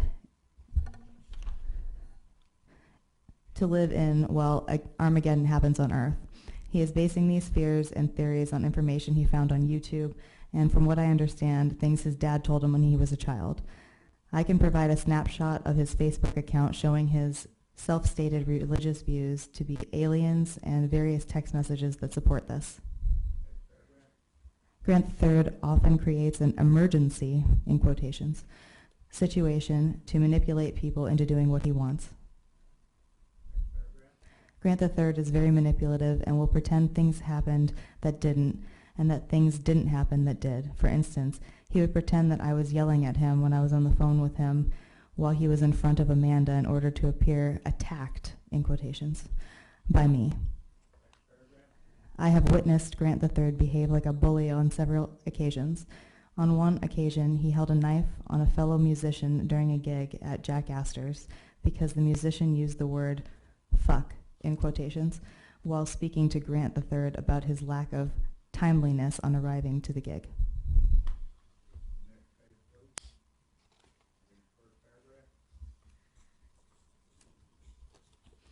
I have witnessed Grant III lie nearly every day about everything from our marital status to his education level to what he ate for dinner the night before to what record company is calling him and just about everything in between. Grant III has taken advantage of the court system by lying to obtain an ex parte order and has completely disregarded the best interests of our children by doing so. During our relationship, Grant III requested that I be a polygamist with him. When I refused, he went outside our relationship instead. I think this request will be repeated in his future relationships and will most likely cause a problem. Grant III doesn't appear to be capable of a stable long-term relationship. He sees something that would suit his purposes, goes for it, regardless of prior commitments. To quote Grant III, in quotations, "Too many options can kill a man," end quotation. I have a handwritten list of goals outlining a desired additional partner's attributes in Grant's handwriting for your review if necessary. Grant III asked me to marry him after knowing me only 3 weeks. He married his first wife within weeks. Grant III also asked Kristen, a girlfriend he had during our relationship, specifically during the second trimester of my first pregnancy until March of 2009, to marry him and run away with him. I was in the room while he was talking with her on the phone and overheard the conversation. He has now married Amanda after only knowing her for a few months. I think that these quick attachments suggest that he has a very shallow ability to connect and attach to others. To support this, there is a marriage certificate from his first wife stating that they were married in April, and an email showing that Grant III and Amanda had a wedding ceremony in Vegas in April.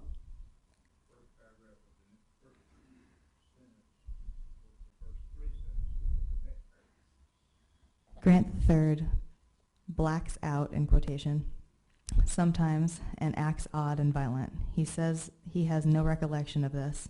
I don't know whether the times I experienced this with him were drug-induced or not. I don't remember the dialogue exactly, but I remember feeling...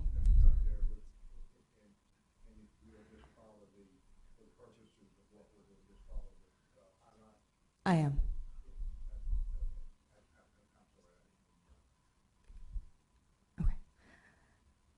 I don't remember the dialogue exactly, but I remember feeling as though I would be in serious danger if I didn't take preventative measures. I have never hid knives from anyone in my life prior to this point, or felt like I was in danger quite like this. When Grant III finally fell into an extremely restless sleep, he stayed asleep for many hours beyond his norm, twitching and acting as though he were having a constant nightmare. This was prior to us getting pregnant with either child. He wrote his MySpace biography that night, which I would like you to review. It's strange even for him. After penning his autobiography, he proceeded to shoot me repeatedly with an air pump BB gun. It didn't do any damage to my skin, but it was painful. It was disturbing because not only should you not shoot your significant other, but I asked him to stop and he just stared at me and kept shooting. His eyes were like the eyes of a hawk and again seemed just empty. I held up a towel in front of me to block the BBs in order to get out of the room. A saxophonist, Clay King, was present. I'm not sure what he saw or heard. These, quote, episodes, unquote, of, quote, lost time, end quote, are obviously a very dangerous thing for anyone who has to be around him. For anyone who is dependent on him, it's extremely scary. This, I think, could be very harmful to our children's safety. I think Grant III is delusional. At one point, he told me that he was a, quote, time traveler, end quote. He has told me that beings from other planets follow him around the world. He has told me that those same beings run the United States.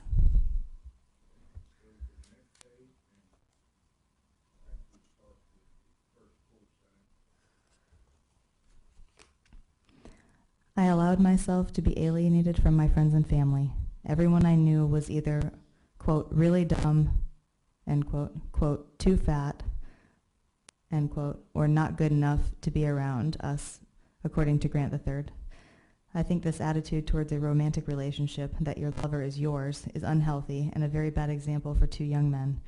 Grant III's attitude will most likely lead to another ended relationship and more opportunity for issues to manifest in our children. Grant III is constantly a critic.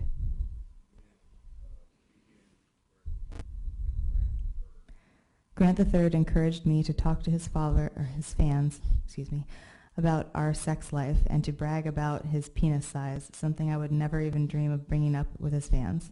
Grant III made it clear to me that he thought that I was trash because I was a white girl who would enter into a relationship with him. It was as if no matter what I did, I was always wrong or trashy or incompetent or not good enough. He told me that he had sex with Kristen because she had a large butt. After a very poor decision on my part, Grant III physically assaulted me. Our two roommates were home, Frankie Goodrich and Roxy Bond. They may be necessary to contact to confirm that this event actually happened, although it is possible that they would lie for Grant III.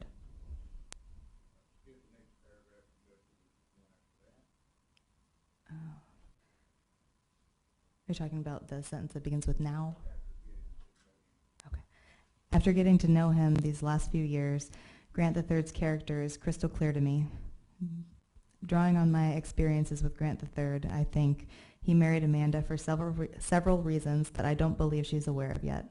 I believe that Grant III convinced Amanda that I am crazy and that he urgently needs her help saving the children from me. Telling her these things would prompt her to marry him very quickly and to stand behind him while he boldly lies to the court.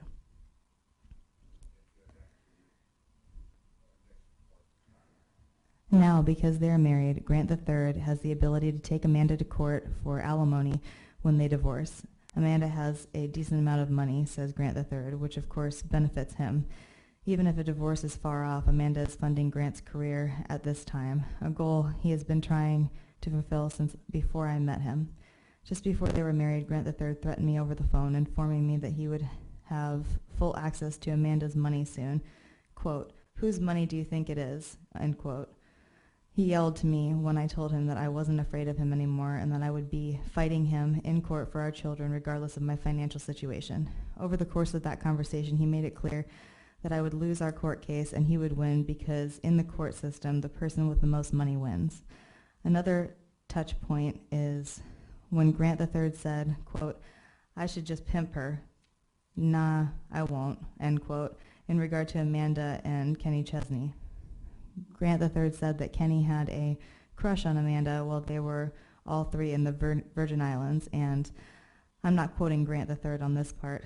This is the implication of a conversation as I remember it, that if Kenny was in Amanda's pocket and Amanda was in Grant III's pocket, Grant III was as good as famous. Another conversation that boldly stated that Grant III was manipulating everything around him is this. Grant III has complained to me about Amanda's, quote, "saggy breasts," end quote, on an occasion where he was trying to convince me that their whole relationship was just for the betterment of our family's financial situation. On his Facebook page, he talks about Amanda to his friends, quote, "I'm marrying this actress from the Stepford Wives," end quote, in a regard that states clearly that his interests in her are other than her being the woman of his dreams. To summarize, Grant III uses people and then trashes them. I can't see Grant III and Amanda's relationship lasting very long, not because I'm a bitter ex, but because Grant III uses people for what he can and then moves on. I have seen firsthand how his partners manifest in our relationship, and his and Kristen's relationship, as well as his interaction with his friends.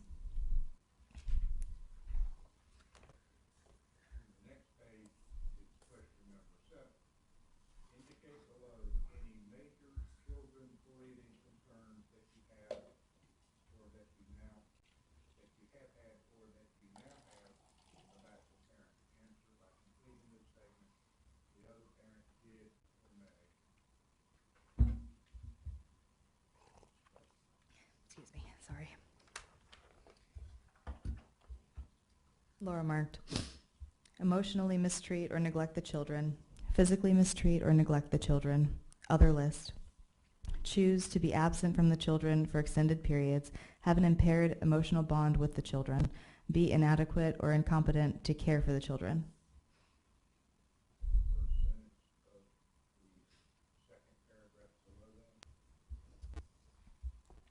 Grant III has tried to train Grant IV to call me Laura, quotes, instead of mommy, quotes, but stopped abruptly.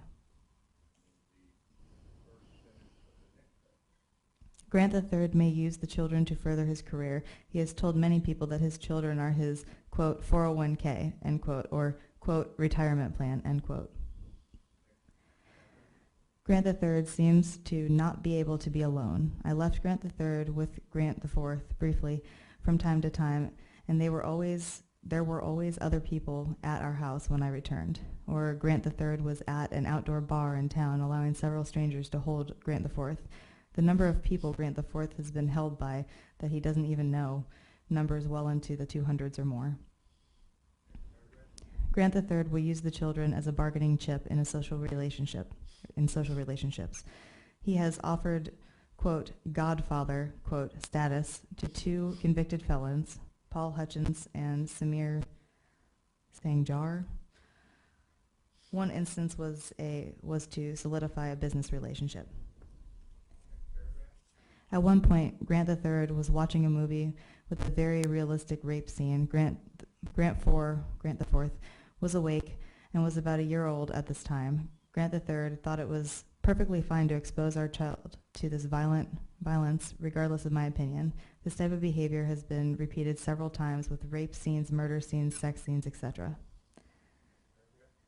Grant III may emotionally abuse our children. Grant III views the world as a, quote, large chessboard and people are energy that is to be manipulated, end quote.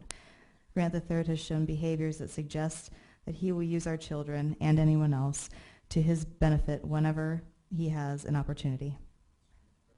Grant III may expose our children at an early age to violent and sexual things that may negatively affect their emotional development.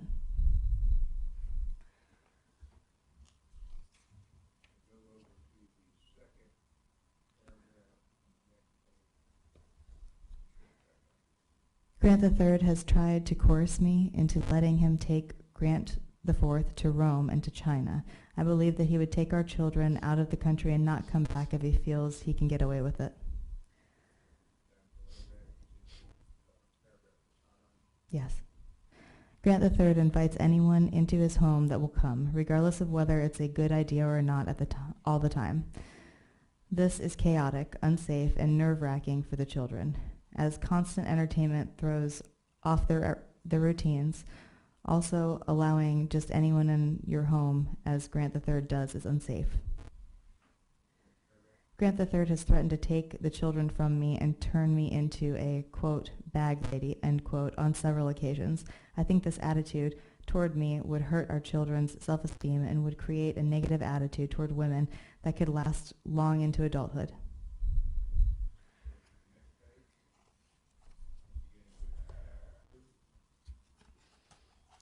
Example 2. We went to a dinner in the fall of 2008. We sat outside a table with 8 other people. Within the first 30 minutes, Grant III disappeared into the restaurant and stayed gone for a long time. One of the people at the table went inside and came back out and sat down next to me. He told me that, quote, told me that I, quote, should leave Grant III and get your kids immunized. You will be fine, don't worry, end quote. I said nothing to spur this conversation. I later found out that Grant III was in the bathroom snorting cocaine and selling it while I was sitting outside with our child and Grant III's friends. Grant III is an avid believer that immunizations cause autism and that the chances of an African American boy getting the disorder is much greater than the rest of the population, or so he repeatedly told me to keep me from getting the kids immunized. While we were living in the Virgin Islands, Grant III would almost always come home drunk after a gig and then smoke marijuana. He was incapable of caring for the children in this state and left all of the child care and household duties to me except for taking out the trash. Then he would sleep until late in the afternoon and get up in time to sometimes go to the grocery store, eat dinner, and then go to work. Grant III told me in February of 2010 that he wanted to have 50 children by women of different races so that he could start an empire. He said It was the, quote, old way of building a business, end quote, referring to the Bible. He said that it would probably take him until he was 70 years old to accomplish. His whole family has heard about his, quote, scheme, end quote. He has told me about a daughter that he and Amanda planned to have, so I'm betting he wasn't kidding. Grant III has used Grant IV as, to quote Grant III, quote, social currency, end quote, passing Grant IV around the table on several occasions while at Woody's in Cruz Bay in St. John, Virgin Islands, U.S. Virgin Islands, to be held by any pretty woman that was nearby. He was searching for his investor by fishing with our children, our kids. He has told me that he was looking for someone who would finance his lifestyle without him having to work, or, in his words, an, quote, investor, end quote, who could support his lifestyle. The next question is number 8. Summarize major aspects of the current situation. The current situation is mostly stable but unacceptable. Grant III cares about his career and his world takeover plans ahead of his children's well-being. I know this sounds crazy, but ask some of his family for verification of the 50 kids by women of different races goal. Grant III's dad told me about this before Grant III finally did. He has used our children to get Amanda to marry him and is trying to kick me out of my boys' lives. He uses power plays repeatedly to try to accomplish this, and by creating situations where I am either having to break a court order or upset people closest to my children. I love Grant IV and Gentle and just want to see them happy. I want to see them grow up to be productive, healthy men. I am wholeheartedly convinced that Grant III is a sociopath with zero emotional depth, who finds joy in manipulating people's emotions for his own gain. Grant IV seems much more aggressive on Fridays than any other day that I see him. Gentle has come home from Grant III's house with large bruises on several occasions.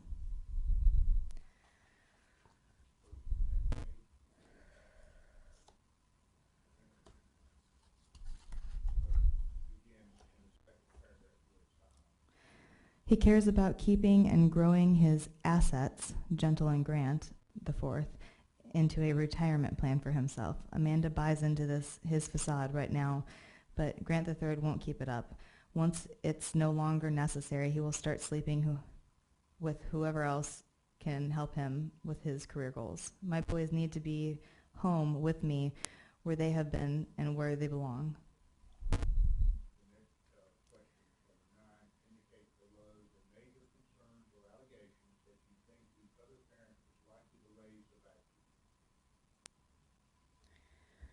Laura marked, threaten to physically mistreat the children, emotionally mistreat or neglect the children, sexually mistreat the children, physically mistreat the children, be adequate, but he/she is a better parent for the children, be inadequate or incompetent to care for the children, emotionally mistreat him/her, sexually mistreat him/her, threaten to mistreat him/her, physically mistreat him/her. I checked every box because Grant III will say anything to anyone at any time to get what he wants. I can't predict what he will say.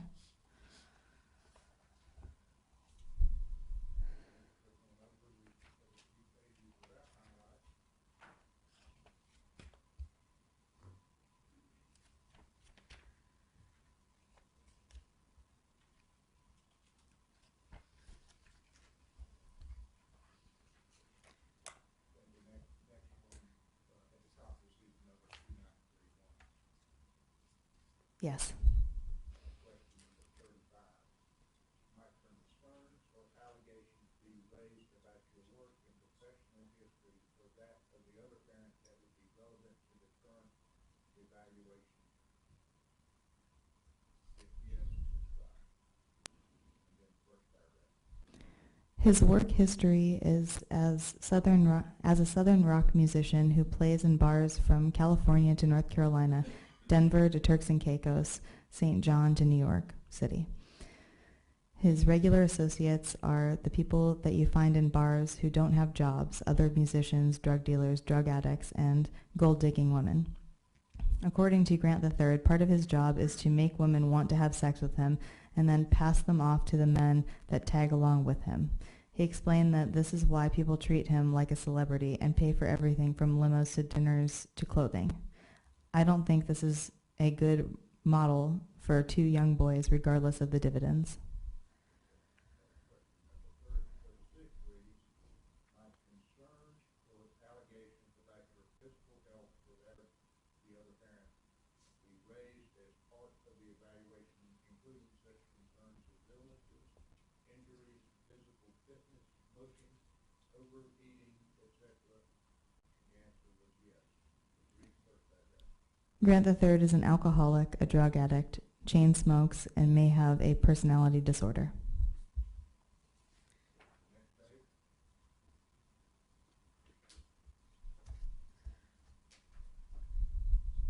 Question number 38. Do you have concerns about coercive, intimidating, aggressive, violent, or hostile behavior on the part of the other parent that would be relevant to this evaluation? Answer yes.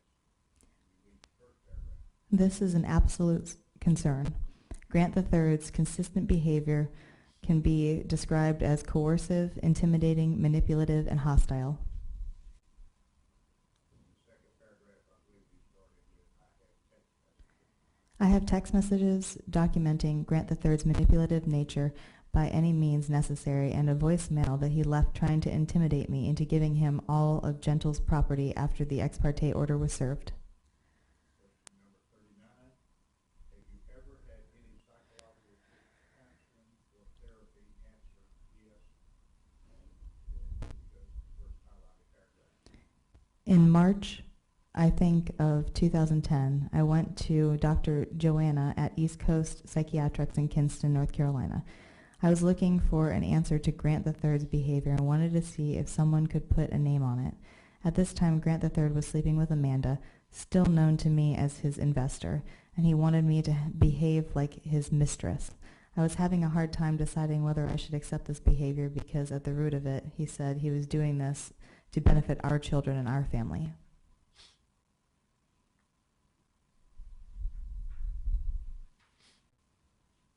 Let's skip over a few pages here. Okay, just the page with number 2935 appears at the top.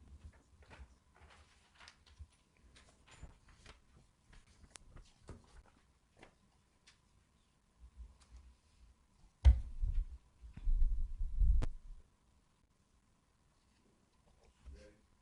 Yes. I know this is long. My concerns or allegations about your use of alcohol or that of the other parent be raised as part of this evaluation. Answer yes. Would you read the first three sentences? Grant III has been a heavy alcoholic since before I met him. He always blamed me for his alcohol use. Next page, question number 45. Describe the use of all non-legal drugs by the other parent in the past year. First paragraph. Grant III would smoke marijuana on a nightly basis while we were in St. John to level out the alcohol. He snorted cocaine on at least 2 occasions while in St. John that I knew about. That's all that I am positively certain of, but I'm sure he did more. Number 46 reads, my concerns or allegations about your use of legal or non-legal drugs or that of the other parent be raised as a part of this evaluation. Answer yes. Would you read that paragraph? Because Grant III has been regularly partaking in drugs over the past 12 years of his life, and I believe he will continue to after our court case is over, I request that we do any testing possible. I also request that there be a system for following up these tests after the court date is over. Question number 47. Has there been any contact with any professional or agency that was related to emotional or behavioral difficulties, personality problems, mental illness, anger or violence, drug use, alcohol use, counseling, arrest, or incarceration by you? Answer yes. Would you read that paragraph? I called a company called, quote, Safe end quote, on 2 or more occasions to discuss the situation with Grant III. They are a shelter for abused women and children. I contacted them in February of 2009 and February of 2010. I wanted to see if what I was experiencing was typical of an abusive relationship and if there were any options that I could use.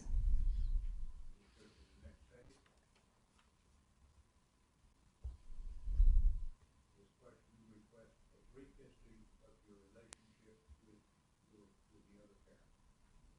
Go down to the bottom of the page, November 2008. November 2008. Grant III told me we needed to have money now for rent, as all of our money was now gone. I used the internet to get money he said we needed. I told Grant III about it, assuming he would be pleased. He beat me up and threw me out of our apartment without Grant IV. Roxy and Frankie were present in their bedroom. February 2009. February 2009. Grant III's parents and sister had an, quote, intervention with me, end quote. They told me Grant III had a crazy world takeover plan. They told me that he wants 50 kids by women of different races so that he can start his empire. Grant III's dad told me that Grant III was the type of man that would, quote, would pimp you if he needed to, end quote. Grant III did show this type of behavior while I was going out at night with him. Before I became pregnant with Grant IV, he would always have a, quote, party favor, end quote, or a woman who would come over to keep the host of the party, quote, company, end quote. It didn't really click with me that this is what was going on until Grant III's dad said this. February 2009. He gave me Emily's number and I called her. She told me to, quote, run, end quote, from Grant III. I left Grant III's parents' house and went to my friend Heidi's parents' house for the next couple of weeks. Grant III's sister Tina also told me that I should, quote, run, end quote, from Grant III with my children, with several suggestions. Tina took me to the magistrate in Kinston, North Carolina, to file charges on Grant III for the assault. I never followed through with the charges because I thought that if I did, our family would never be able to recover from it. Wow, how time and a lack of being manipulated clears up a naive perspective. February 2009. I called SAFE to see what I could do. March 2009. Grant III toured in Raleigh, NC. Came back with ex-con Jerry. He returned to drugs and drinking regularly after this. Things basically went back to, quote, normal, end quote.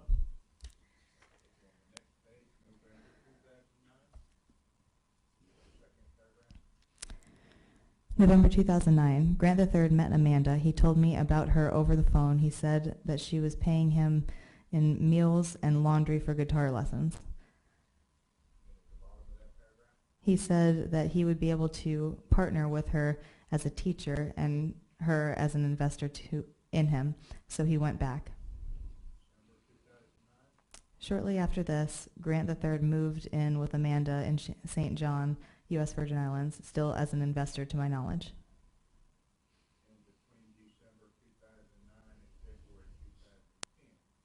Grant III told me over the phone of his plans to take advantage of Amanda's interest in him. He told me about his strategy. Amanda was generous as long as she felt she wasn't being taken advantage of. Because of this, he said he would eat ramen noodles very often instead of eating takeout with Amanda and Shay in order to come off in a humble manner. He said he was doing it intentionally to win her trust. He told me when she started talking about using an IUD and said that he thought she wanted to have sex with him.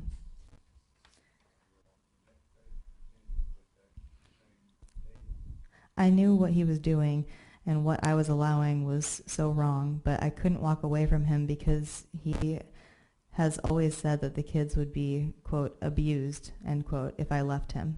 He always told me that any man that married me after him would be an abusive man. He was always, quote, feeding, quote, end quote, me full of things like this throughout the entire time I have known him after our move to Atlanta.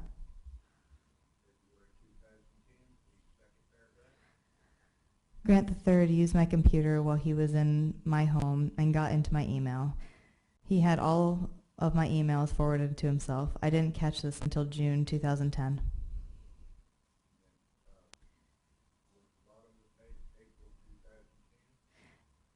Grant III sent me an email showing pictures of his wedding to Amanda, his Vegas wedding to Amanda. Grant IV had been taken to Las Vegas without my knowledge. Grant III allowed the car that I was driving to be repossessed. It was in only his name. He is friends with Basil, the owner of the car dealership he had bought it from.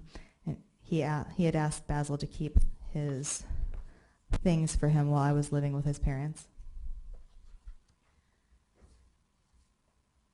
Next page, question number 51. Did you contribute significantly to the problem in your relationship with the other parent?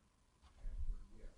And then on the next page, it's toward the bottom, where it says lack of common values in general. Okay, the problem, lack of common values in general. It became serious when I realized that I was trapped. I had gotten rid of everything I owned. Grant III now owned our car, and Grant III and I had spent all of my savings and then some. After it was gone, the, quote, real Grant, end quote, came out. He started openly snorting coke and telling me about kissing other women instead of being the doting Prince Charming he had been previously. Grant III thinks it's okay to sleep with people to manipulate them into doing what he wants and encouraged that behavior from me. I didn't think that was acceptable.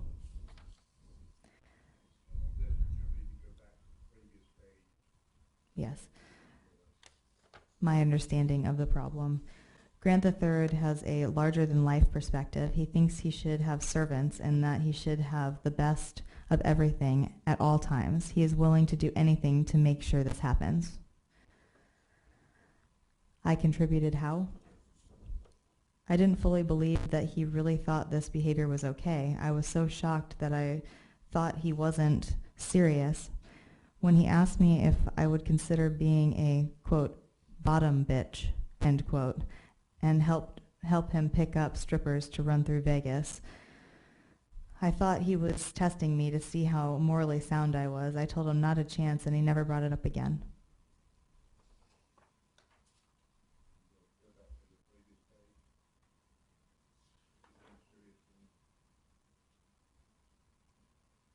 That part's not highlighted. Would you like me to read it anyway?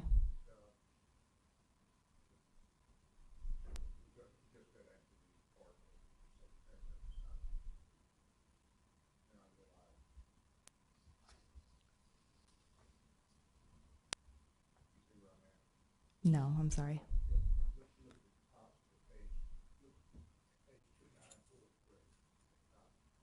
Yes. Yes. I previously read that one. Yes.